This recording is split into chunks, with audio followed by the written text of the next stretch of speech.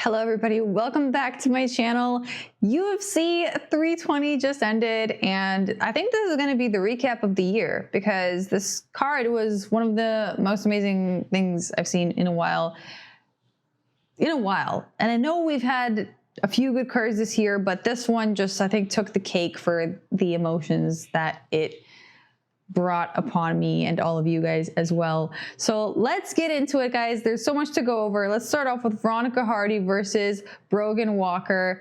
This is actually the one fight that I wasn't fully present for. I logged in a little late, and all I saw kind of was Veronica being technical as she normally is, and Brogan Walker having little like bursts of adrenaline moments where it seemed like she got her down in a position that like she could maybe get a finish in, but she just never did. And yeah, Veronica ended up winning that decision. Let's move on to the next one, guys. Ramiz Brahimaj versus Austin Vanderford. I actually picked Austin Vanderford. I thought that he would just be too difficult to take down, but it actually didn't get there. The other possibility I figured that could maybe happen was Ramiz Brahimaj would unlock his like psycho factor and get a finish that way. I didn't expect it to be like a finish because he did just kind of unload a combination on Austin Vanderford, and that's how Austin Vanderford went out. Yeah, Austin Vanderford's really good as a fighter, but he just didn't tap into the demon energy that Ramiz Brahimaj did. So that's what happened there. Let's move on to the next one, guys. Gutierrez versus Basharat. I'm gonna kind of skim over the prelims because like they were okay, but really like the most exciting part of all this was the main card. So anyhow, Gutierrez versus Basharat. This was interesting. Basharat actually had moments in this fight where he looked like he was going to die. I think it's just like the way he's built. His body is like, which both of the Basharat brothers, they're built kind of in a fragile kind of way, you know what I mean? Like the bodies just aren't that conditioned, even though they are fairly technical. I just feel like they can be broken, even by guys like Gutierrez. I feel like the reason why Gutierrez couldn't succeed, I mean, I picked him specifically because I just felt like he isn't like as well trained as Basharat, and that's, you know, basically what happened. So one of the lesser memorable fights I feel like on this card. Let's move on to the next one. Macy Chiasson versus Yana Santos. I picked Yana Santos, guys. I remember this fight really well because of this, actually. I told you guys, Macy Chiasson is good and all, but her body's a little soft, and Yana Santos can brawl. And what happened? For all 3 rounds, Macy Chiasson just couldn't get the ball rolling at all. She got countered every time. Yana Santos just does this thing where she brings you in close and then just elbows you and shoots knees up into your gut. So like it's really frustrating, you know. After the first, like I guess at the end of the first round, Yana Santos landed like a really nasty elbow on Macy Chiasson's nose. I think it probably broke. It looked like it probably broke. And then in the round 2, like at the end of round 2, this might have been like the shot of the night, because she kicked her foot up right in the center of Macy Chiasson's face, and it was just the most like beautiful and horrifying things I've seen in terms of like an attack on somebody. Anyhow, I mean, that was a pretty epic fight. Also, Yana Santos was the underdog. I think that was like one of the better underdog picks on the card. I'm glad I picked her. Macy Chiasson hype train kind of derailed. I don't know. Not that she was super hype, but like she did, like I guess she was a famous name. But anyways, let's move on to the next one. Punahele Soriano versus Nikolay Veretennikov. I feel like this was also kind of, I mean, I don't know about interesting fight. We all knew what was going to happen. I thought there'd be more on the feet, but it seems that Punahele Soriano understood that Nikolay Veretennikov can easily be compromised on the ground and has not too much ability. Like the frustrating thing about Nikolay Veretennikov is that he just found himself in the same position in all 3 rounds. Like squished against the fence, not really anywhere to go, no answers. Yeah, I don't know. It's like, how is he going to perform against against other grapplers. I don't know. And there were some moments actually where he did reverse position, and it seemed like, oh, okay, maybe something. Is he working his way to a submission? Yeah, no. Actually, no, he's not.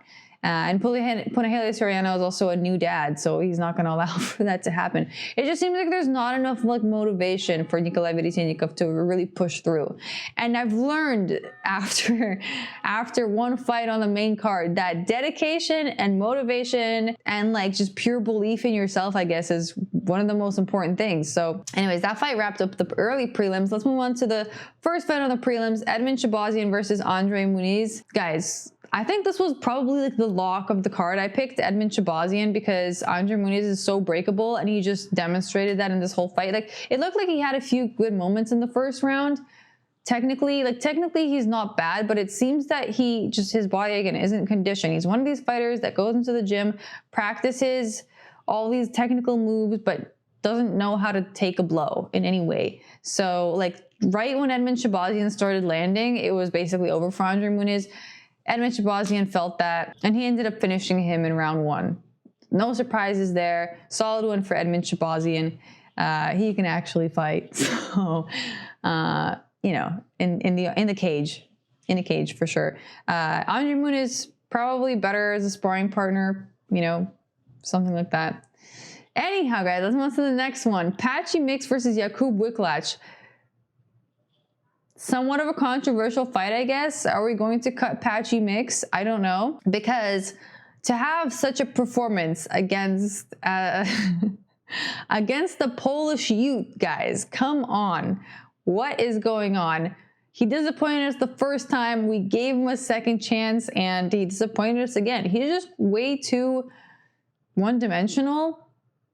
First of all, okay, in the first round, Jakub Wiklacz did this thing where like he grabbed onto him, and as they're going down, he holds him with this ghillie position, which honestly I feel like 95% of the time just doesn't work. But it worked for him in the first round. He was able to find himself in an advantageous position. But in rounds 2 and 3, that didn't work. Honestly, it kind of seemed like Patchy Mix won the last 2 rounds. I did pick Jakub Wiklacz to win, so I love that for my picks. But yeah, I just feel like there were also, like, I understand that Jakub is a new fighter. He can scramble more than Patchy Mix, though. Like, that's the crazy thing. Like, I think maybe that's why he also got the win, is because Patchy Mix, it seems like when he fights, he goes out there and tries to perform the thing he's learned from like point A to point B, and like there's very little room for creativity, whereas there's a lot of creativity on Jakub's technique. I don't know, besides the stupid ghillie jumping every time, but other than that, yeah. Am I more excited to see Patchy Mix or Jakub Wiklacz in future fights? I'd say I'd be more excited to see Jakub. Yeah, Patchy Mix has just been not that fun to watch. Let's move on to the next one. Let's move on to the next one, guys. Daniel Santos versus Joosang. Interesting situation. I feel like some of these Asians are so breakable with just a little bit of intensity. Round 1 consisted of Daniel Santos pressuring Joosang.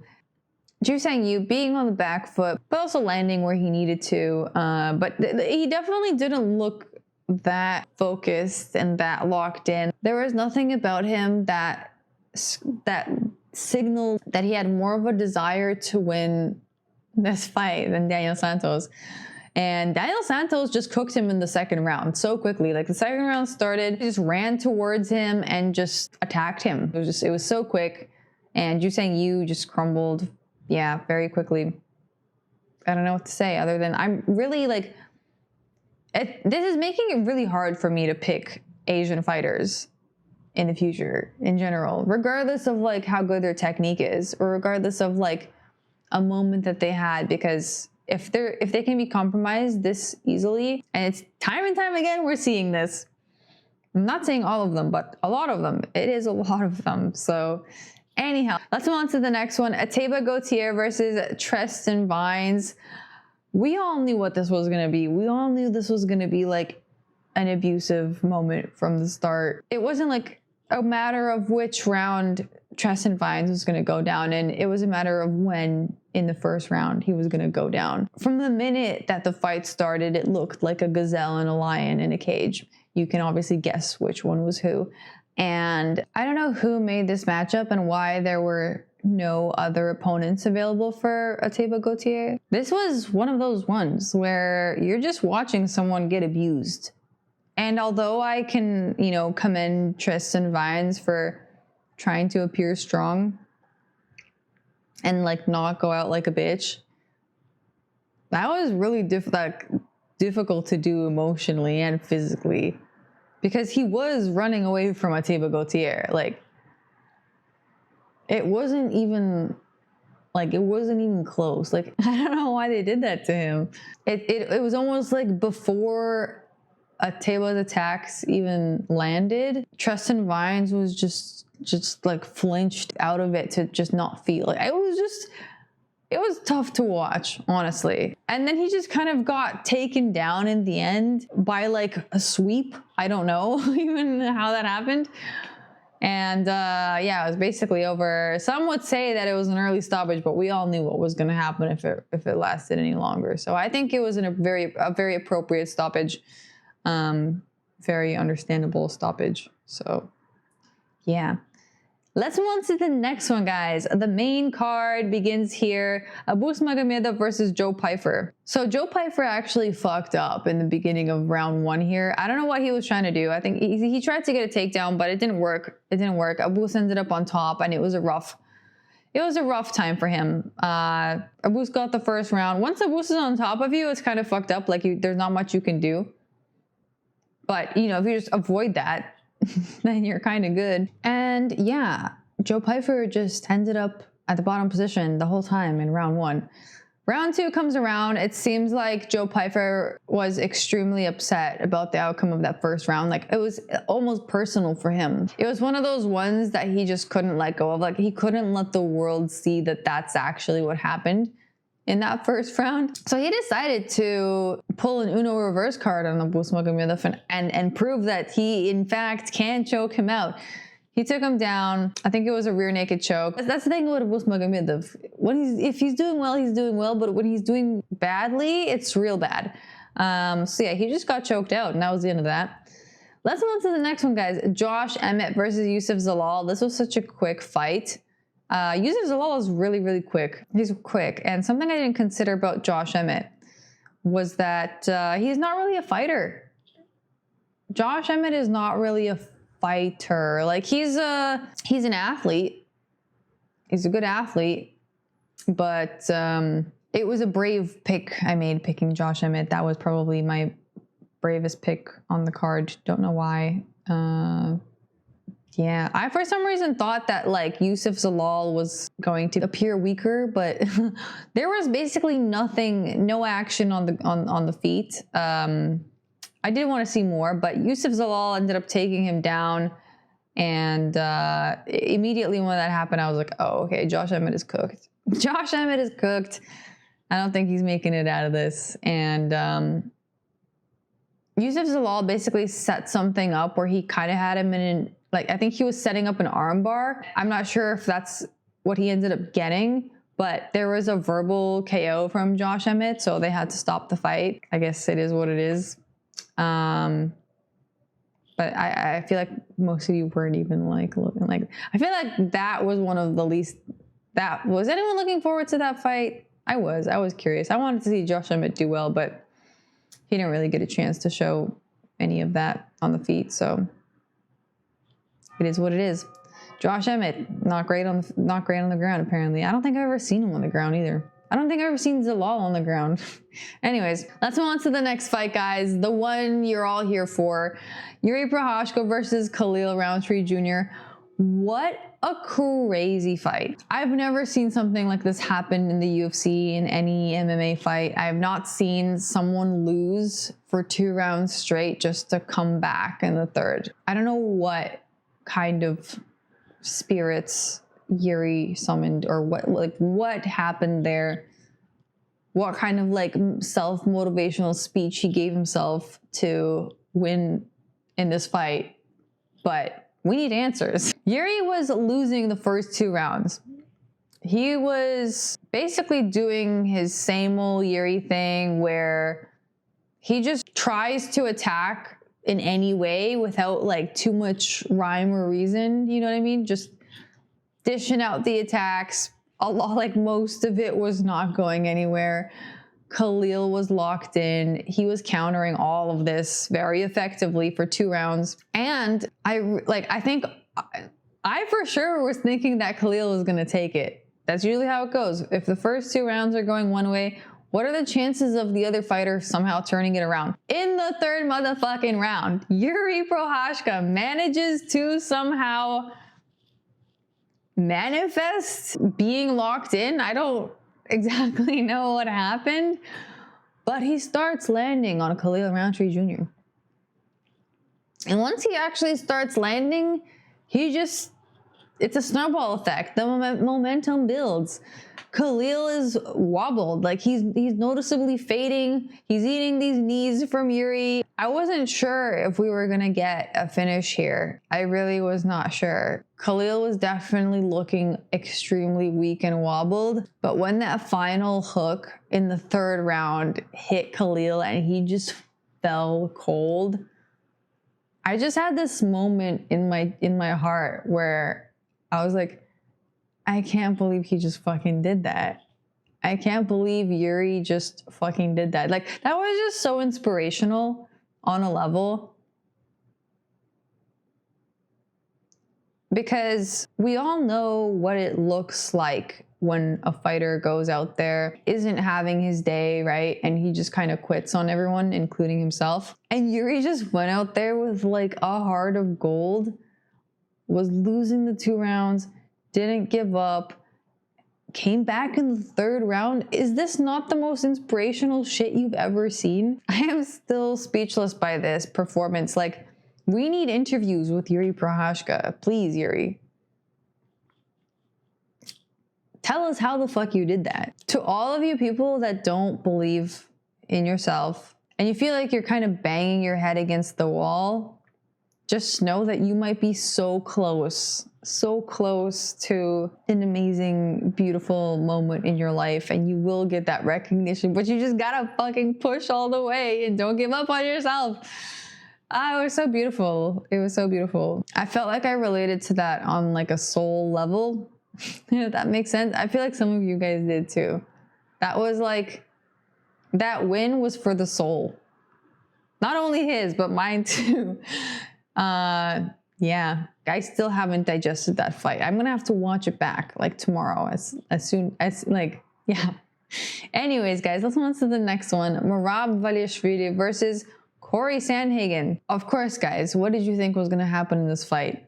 This was interesting though, because in the 1st round, Corey Sandhagen actually didn't do too bad. He was winning that round, I think. But that's basically where his successes ended. It seemed to me that Corey's team thought that they were preparing him for a 5-round fight, not realizing that actually Merab can and will go that pace for 5 rounds, or probably 10. I'm sure he could go for way longer than that without any issues. I've never seen someone as relentless as Merab ever in any division. Some of these takedowns were so insane. He really is a machine in every aspect. In every aspect of that word.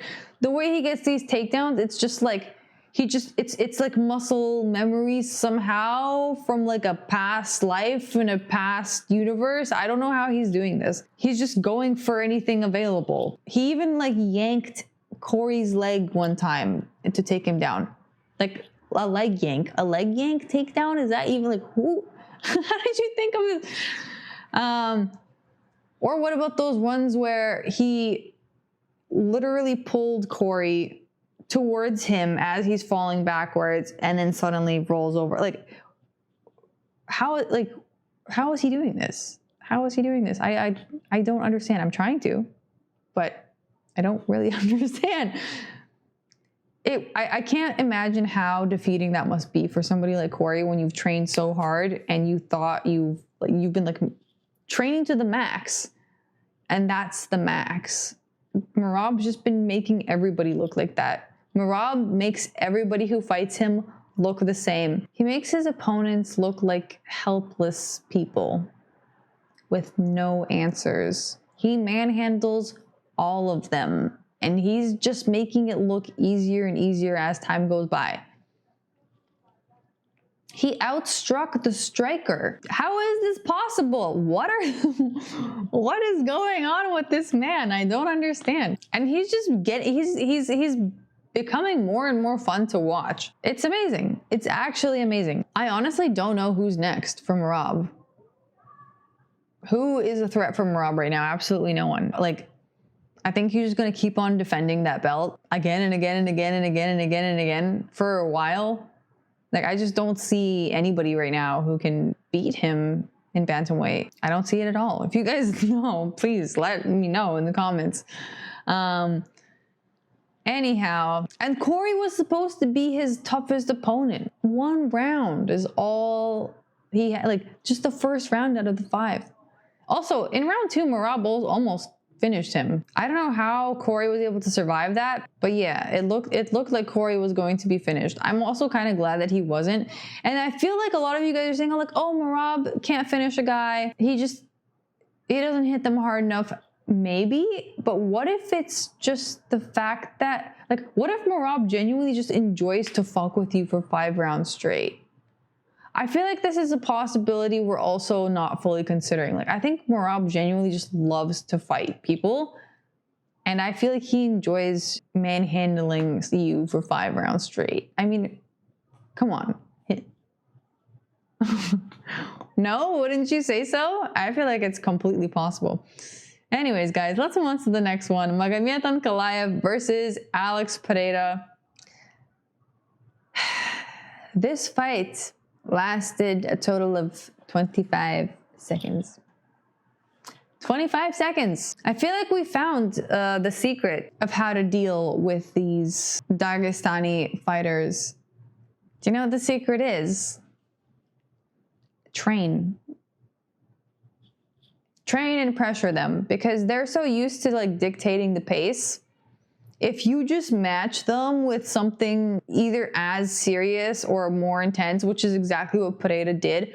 I'm surprised he did it as effectively as he did, though. He started off strong, did not let himself get put on the back foot at all, started off with the leg kicks. And I think he just genuinely flustered Ankalaev because it seemed like there was not enough time for Ankalaev to react to what was happening. I don't think he was expecting that from the first round at all. Pereira ended up hitting him with a right hook, I think it was, that made him fall. But as he was falling, Ankalaev, I think he was trying to take Pereira down. It didn't really work. It kind of just made it so that Pereira was able to find himself in a nice position for a ground and pound. And that's basically just what ended up happening. Ankalaev just ended up defending himself in this crouched position, which I was also shocked to see. We've seen this before, by the way, guys, where Pereira just like unleashes the hammer fists. And like, I was like, wait, is this really what's happening right now? It all happened so fast that I didn't even get a chance to like fully react to it. Cause I was like, wait, what? Like, that was way faster than I expected. Do you know how rare it is for a fighter to come to a rematch and actually deliver on what they promised and actually train? See, I feel like in the first fight, Pereira just got so confident in his abilities that he didn't maybe take Ankalaev as a threat. He didn't like assess him as such. And so he probably just, that seems like what it was. Just he allowed himself to get countered. He wasn't adequately prepared. And this time he was over prepared. And I should have known that because he's done this before. He did this with the Jiri fight. Do you guys remember the first fight with Jiri? How it went? And then how the second one went? Yeah. Yeah, head kick KO.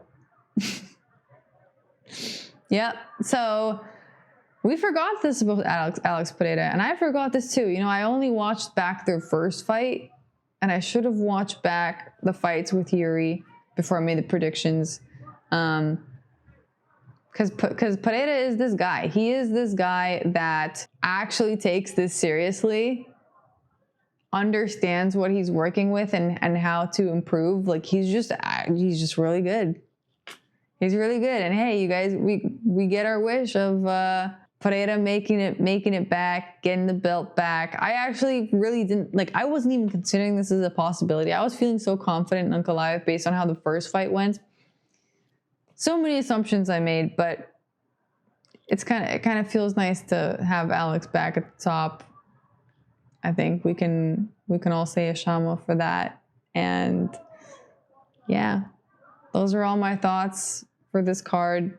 I'm a little tired actually. It's like 3 a.m. here and I hope I didn't miss anything, but if I did, surely I'll let you guys know tomorrow.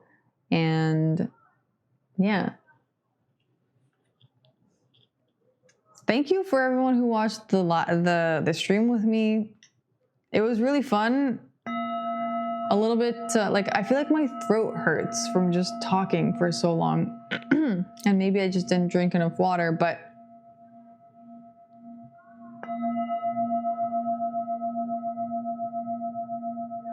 I hope we get more fights and more cards like this one, because I feel like during and after COVID, everything was just, the world was in a weird place.